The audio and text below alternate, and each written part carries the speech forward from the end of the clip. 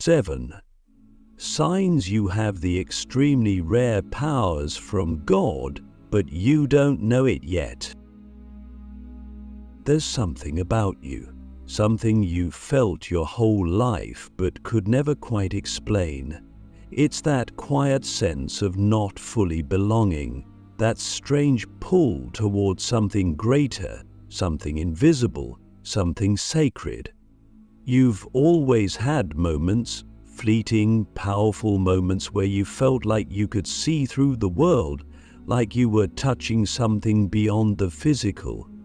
Maybe it was during a dream, maybe it was in nature, maybe it was when you were completely alone and the silence spoke louder than words. You've never said much about it because you weren't sure anyone would understand. But deep down, you've always known. You are different, and not broken, not weird, chosen. You see, there are certain individuals on this earth who carry rare powers, not powers like in comic books, but powers that are far more real, far more ancient, and far more divine. These powers are from God, not the limited God of dogma or religion, but the infinite intelligence that created galaxies, breathed stars into existence, and whispered your name into being. And if you're still watching this, if you haven't clicked away, then I need you to hear this with your whole soul. You are one of them. Click subscribe to this channel to get more profound spiritual lesson. The first sign is a deep, inexplicable yearning for something more. Not more money, not more fame, more truth. You've always felt like there's a layer of reality that everyone else is missing. You go through the motions like everyone else, but something in you keeps asking, is this it? You might have looked for answers in spirituality, science, religion, or philosophy. You might have even walked away from all of it because nothing felt complete. But that hunger inside you, that relentless ache, isn't a curse, it's a compass. It's pointing you toward the divine truth already buried inside you. Most people numb that hunger, but you refuse to sleep through your life. And that's why your powers are waking up. The second sign is emotional intensity, waves of feeling that crash over you without warning. You feel more than others. You cry when no one else does. You sense pain in the room even when no one is speaking. People have told you that you're too sensitive, too emotional, too much. But what if I told you that your sensitivity is sacred, that your heart is not weak, it's wide open? You're not just feeling your own emotions, you're feeling the collective. You're tuned into the field. That's why you can walk into a room and instantly feel the vibe. That's why you sometimes feel joy so pure it brings you to tears, or sadness so deep it feels ancient. These are not flaws. These are the fingerprints of a soul that was sent here to feel it all. The third sign is that you've faced darkness, real darkness. Maybe it was trauma, maybe it was abandonment, maybe it was addiction, depression, or the kind of pain that made you question if life was even worth it. But here you are, still breathing, still searching, still loving. That's not weakness, that's proof of power. Because rare souls are tempered in fire. They are not handed their gifts on a silver platter. They are forged through suffering so that their compassion becomes unshakable, so that they can look into the eyes of someone who is hurting and say, I've been there, and I see you. God does not give rare powers to those who haven't earned the wisdom to wield them. And you, my friend, have earned every scar. The fourth sign is your relationship with time. You've never fully understood it. You've had flashes of the past that didn't belong to this life.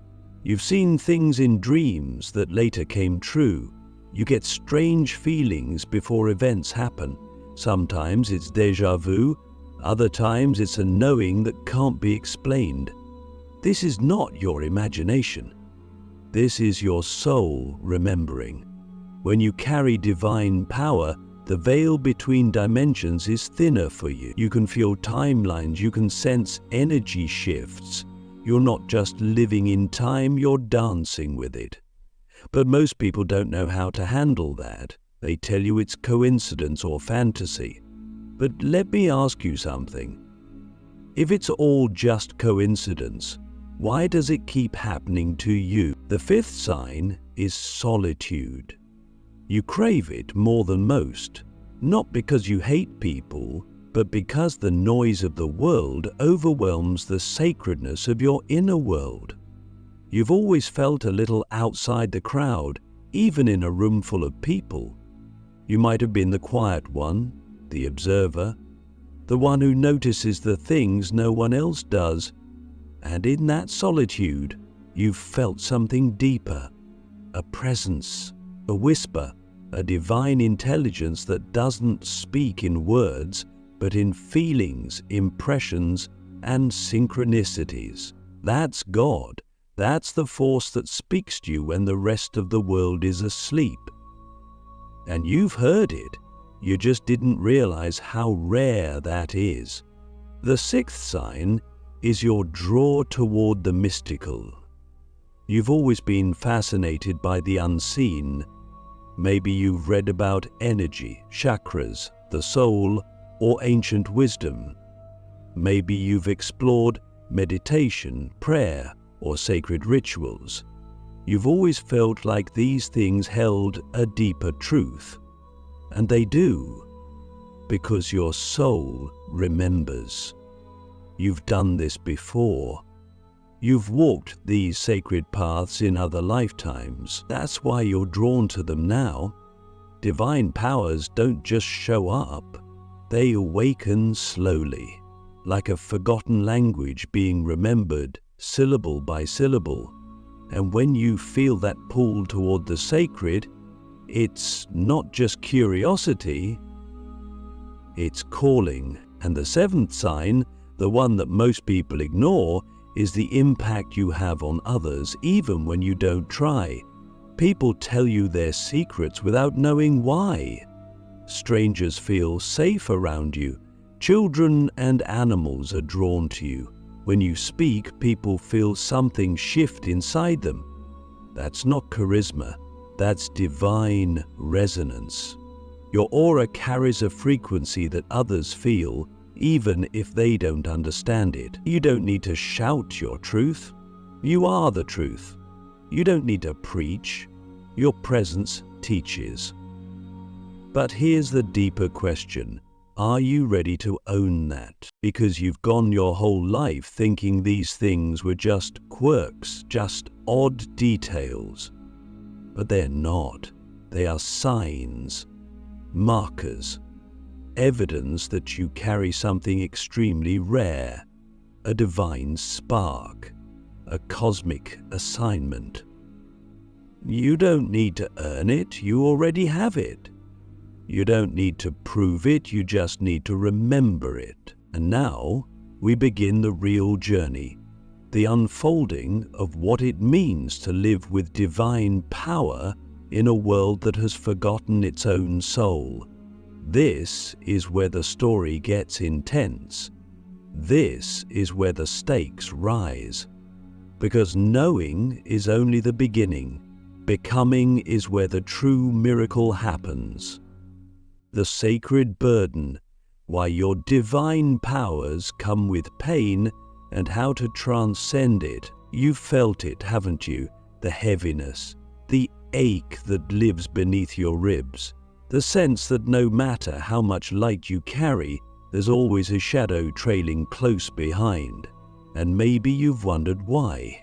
Why does it hurt so much to feel this much? Why does it seem like the more spiritually aware you become, the harder it is to exist in this world that feels so disconnected, so loud, so surface level?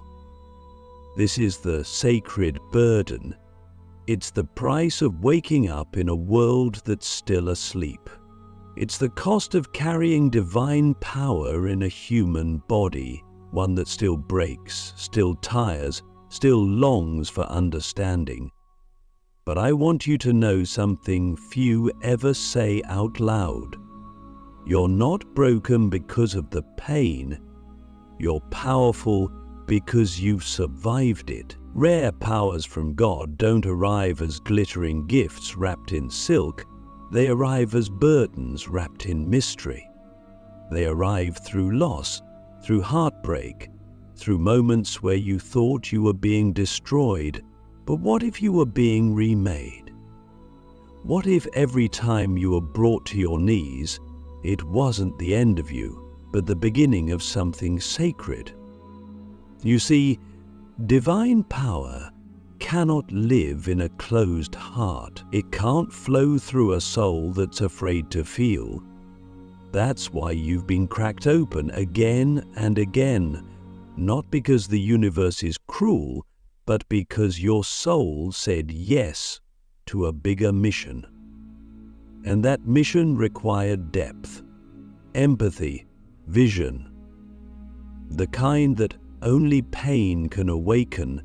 You've probably noticed that your pain isn't just your own. You carry the emotions of others. You walk through the world and feel things that aren't yours. You feel people's sadness before they speak. You absorb their tension like a sponge. And sometimes it's hard to breathe beneath the weight of it all. But you're not weak. You're wired differently. Your nervous system is tuned to a higher frequency. Your spiritual senses are active. That's why the world feels louder to you. That's why chaos hurts you more deeply than others.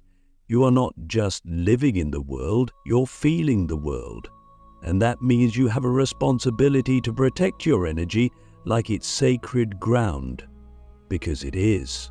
There's a quiet kind of pain that comes with knowing you're different, not better, not superior, just different. The kind of different that doesn't fit. Maybe you've tried to blend in, dull yourself down, pretend you don't see the things you see, but every time you do that, something inside you dies a little. Because your soul wasn't made to be invisible. Your light wasn't meant to be dimmed. You didn't come here to fit into a system built on forget. You came here to remember, to awaken, to activate. And that means learning to stand in your truth, even when it makes others uncomfortable. The sacred burden also shows up in your relationships. You've likely attracted people who need healing, people who see your light and want to be near it, even if they don't understand it. Some will try to take from you, unconsciously or not. They'll lean on your energy, your insight, your compassion, and if you're not careful, you'll find yourself drained, depleted, questioning your worth. But here's the wisdom. Not everyone who sees your light is meant to walk with you. Some are meant to be touched by your presence and then released. You are not here to save everyone. You are here to be the light, so others remember they can find their own. And perhaps the most painful part of carrying divine power is the loneliness. The moments where you feel like no one truly sees you, like you're speaking a language no one understands. But let me ask you this. What if that loneliness is your invitation to deeper communion with the Source itself? What if that aching emptiness is the space where God meets you, not as a distant being in the sky, but as the whisper in your soul that says, "You are never alone"? Because the truth is, the more awakened you become, the more you'll crave silence over noise, presence over performance, truth over comfort, and that path can feel isolating, but it is the path of the mystic, the healer, the seer, the awakened one. So, how do you transcend the pain? Not by escaping it, not by pretending it's not there. You transcend it by honoring it, by sitting with it, by asking it what it came to teach you. Because every sacred burden holds a hidden blessing. Every tear waters the soil of your soul. Every scar becomes a map for someone else who doesn't know how to find their way. You become a living temple, one that has weathered storms and yet still stands in grace. This is the paradox of those with rare divine powers. The more you suffer, the more you expand.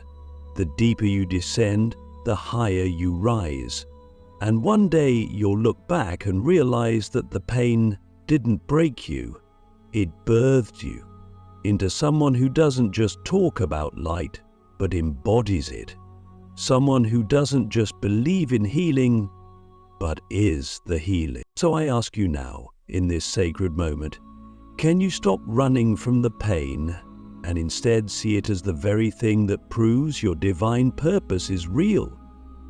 The awakening of the hidden gift, unlocking the supernatural abilities buried inside you. There comes a moment, quite unannounced, when something inside you shifts. You're not sure exactly when it happens, but suddenly you begin to notice things. The way people's energy changes before they speak, the way your body tingles when you walk into certain places, the way time bends and stretches around your thoughts. You begin to feel more than you ever have before, not just emotionally, but energetically, spiritually, dimensionally. And it's then that you start to realize the truth. Your powers are not coming from outside of you. They've always been inside you, waiting for you to remember. The divine powers you carry are not loud. They don't manifest as bolts of lightning or fire from your hands. They are subtle, sacred, and often hidden beneath the surface of everyday life.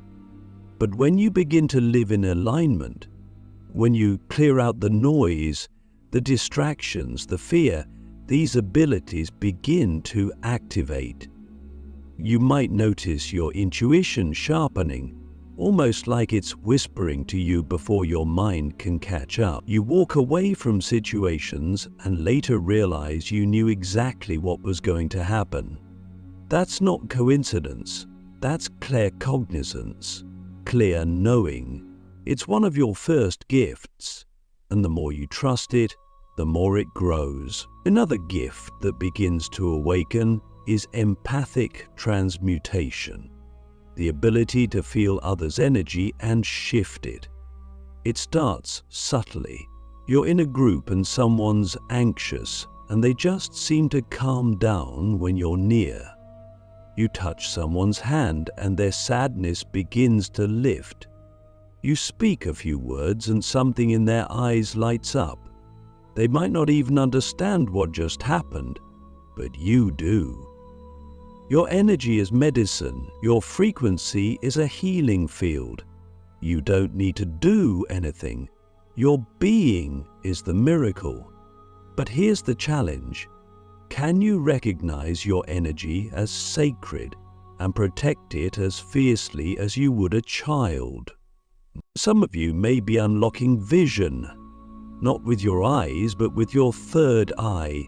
Images, symbols, even full scenes may flash into your awareness, or sense beings in the room that others can't perceive. This can be beautiful, but it can also be disorienting if you're not grounded. That's why the awakening of these gifts must be matched by integration. You must learn to balance the seen and the unseen. You must learn how to live in this world while being deeply connected to others. This is not about escaping reality, this is about expanding it. Time distortion is another sign. You begin to feel moments stretch, hours pass in minutes when you're deep in presence. Or you think about someone you haven't seen in years and they message you that day. You begin to realize that time is not linear, it's relational, energetic. You are tapping into what ancient mystics called non-local consciousness. That means your thoughts, emotions, and intentions ripple out and affect reality. You are beginning to co-create on a quantum level. And the question becomes, what are you focusing on? What are you speaking into existence? Are you manifesting from fear or from faith? And then there's the gift of channeling. You may find yourself saying things you don't even fully understand, and yet they land with power and clarity. You might write or speak or create and feel like it's not even coming from you, but through you. That's not imagination. That's divine intelligence moving through your vessel. You are becoming a conduit for something higher. And the more you purify your inner world, the more clearly that wisdom flows. But with great power comes great humility. If the ego tries to claim the gift, the channel closes. But when the heart remains open, the stream becomes endless. Many of you are also awakening the gift of divine embodiment. This is perhaps the most misunderstood power. It's not about what you do, it's about what you are. When you walk into a room, your presence shifts the entire field. Your energy vibrates at a frequency others can feel. They may not know why they're drawn to you, but their soul recognizes something ancient, something real. You are living proof that God still moves through people, that love is still the highest law, and your life, just by being lived authentically, becomes a sermon without words. But here's the part most people don't talk about. These gifts are not for you. They're not about personal gain or spiritual superiority. They are tools for service, for healing, for awakening others. You have been entrusted with rare power not to elevate yourself, but to lift the collective. And that means surrender. That means listening deeply. That means being willing to go where you are called, even if it doesn't make sense to your logical mind, because the path of divine power is never linear. It's a spiral, a dance, a mystery. So, I ask you now, are you willing to fully accept the gifts that are already awakening in you? Are you ready to stop doubting, stop hiding, and start becoming the vessel you were born to be? This is not a fantasy. This is your reality, but only if you choose it.